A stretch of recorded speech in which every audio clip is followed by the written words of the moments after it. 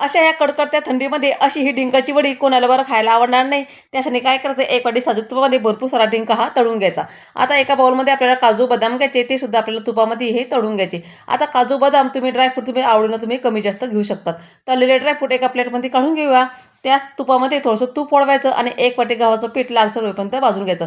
इथं डिंक हा थोडासा ठेसून घ्यायचा. तुम्ही मिक्सरमध्ये पण तो बारीक करू शकता. आणि तळलेले ड्रायफ्रूट आहे ते थोडेसे बारीक करून घ्यायचे. खूप जास्त बारीकही करू नका. भाजलेल्या गव्हाच्या पिठामध्ये डेसिकेट कोकोनट आणि ड्रायफ्रूटची पूड घालून घ्यायची. आणि दुसऱ्या कढईमध्ये आपल्याला ज्या वाटीनं आपण गव्हाचं पीठ घेतलं होतं त्याच वाटीनं गूळ घालून घ्यायचं आहे. आणि थोडंसं पाणी घालून फक्त गूळ विरघळेल इतपत आपल्याला होऊ द्यायचे. गुळाचं मिश्रण गव्हाच्या पिठामध्ये मिक्स करून घ्यायचं आणि पुन्हा एखादी मिनिटं परतून घ्यायचे. मिक्स केलेला डिंक तो सुद्धा त्यात घालून घ्यायचे. वेलची पूड आणि जायफळची पूड त्यामध्ये आवर्जून घालायची. खूप भारी टेस्ट लागते.